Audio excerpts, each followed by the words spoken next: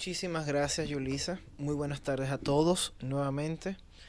Milagros para conectar con tu comentario anterior y con la duda y preocupación que expresaste. La verdad es que sí, que el ordenamiento jurídico dominicano, el ordenamiento jurídico penal dominicano, aun cuando defectuoso, provee de herramientas suficientes para castigar a aquellas personas que utilizan a un niño menor de edad como instrumento. No obstante, ahí habría que hacer dos grandes paréntesis. El primer paréntesis es la razón por la cual la utilizan. Un niño menor de edad se entiende, cuando tiene menos de 12 años, como una persona no penalmente responsable. Y claro, cuando se atrapa a un niño que tiene una cantidad determinada de algún estupefaciente, no se somete al niño por tráfico o venta de estupefacientes.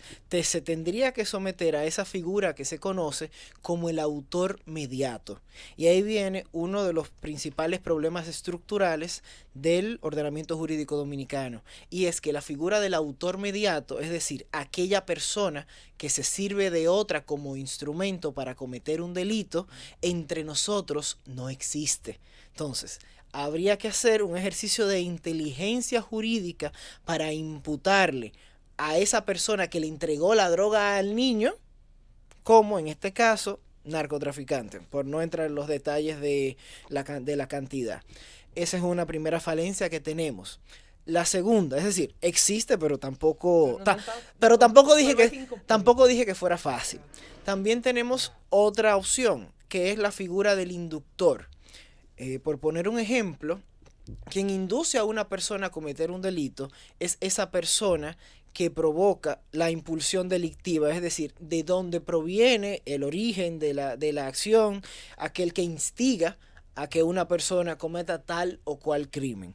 Hay dos grandes modelos. Hay un modelo en donde el inductor responde como un cómplice, que es lo que sucede en la República Dominicana, de conformidad con el artículo 60 del Código Penal.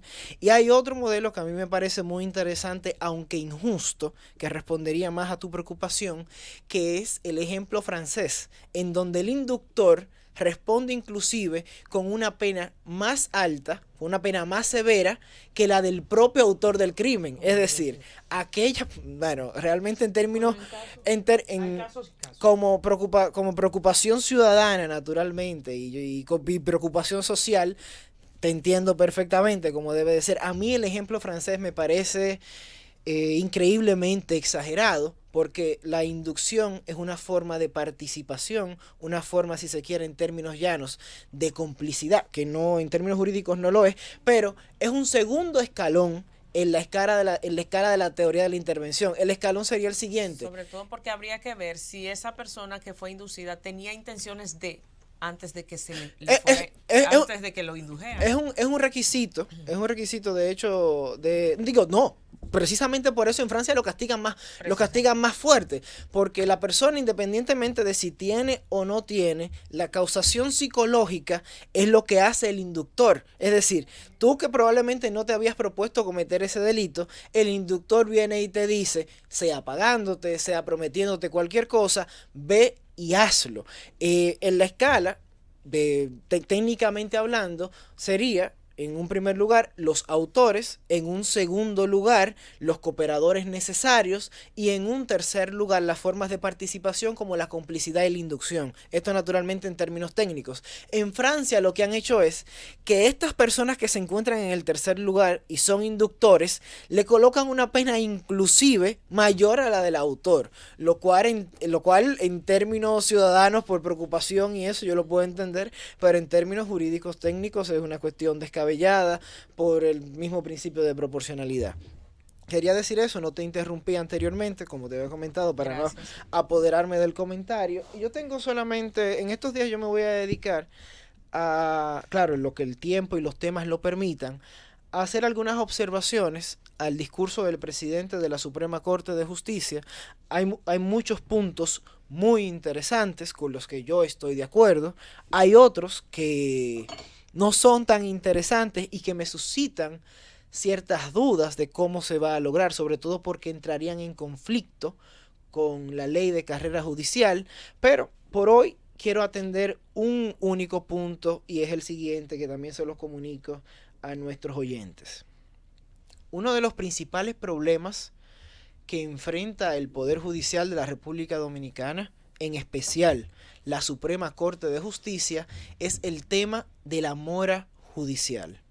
De hecho, la mora judicial fue, diría yo, desde mi perspectiva naturalmente, uno de los puntos o el punto neurálgico que al cual se refirió el presidente de la Suprema Corte de Justicia en su discurso. Digo punto neurálgico porque eso no solamente lo destacó, sino que las medidas que mencionó que iba a tomar van dirigidas principalmente a enfrentar el problema de la mora judicial. A mí eso me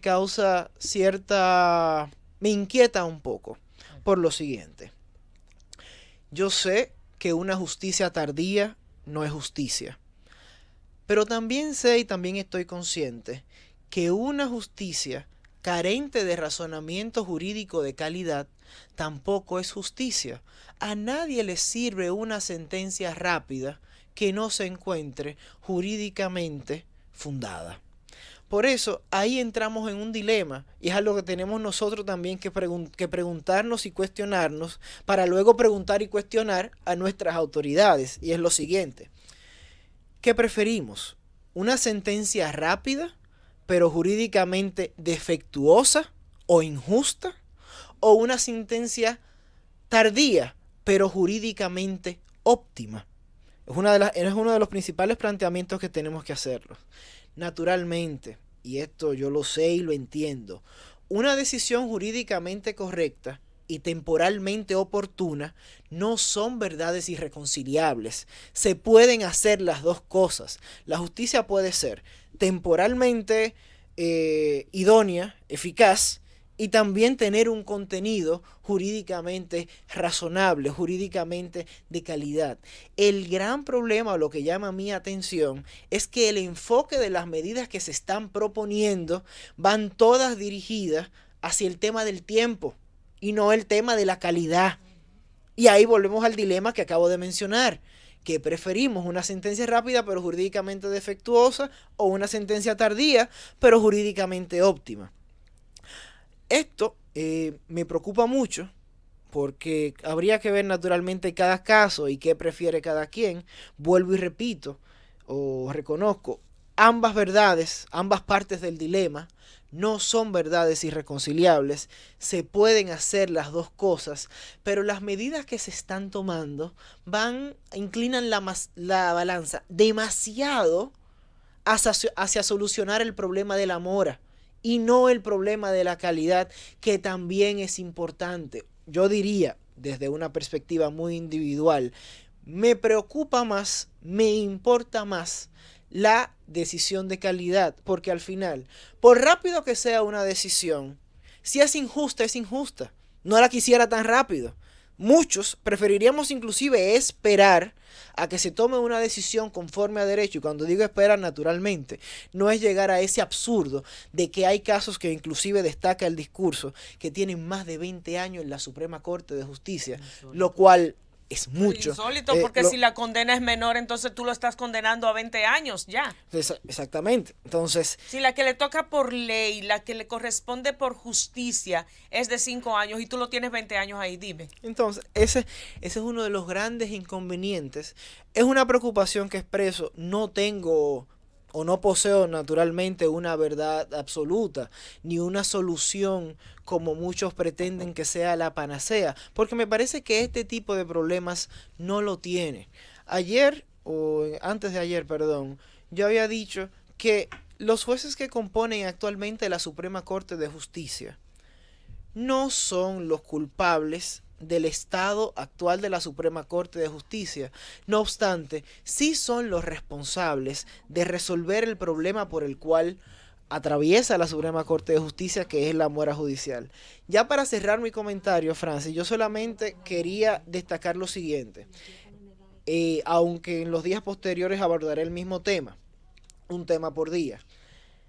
El discurso del presidente de la Suprema Corte de Justicia ha recibido varias críticas, pero tenemos que tener en cuenta algo. Aun cuando no estemos de acuerdo, aun cuando todas las medidas no nos parezcan idóneas, aun cuando cuando algunas de las medidas propuestas puedan chocar, puedan violar inclusive el ordenamiento jurídico actual y la carrera judicial, hay algo que todos debemos de entender. El aparato judicial, el Poder Judicial, nos preocupa a todos. Es una queja que todos tenemos.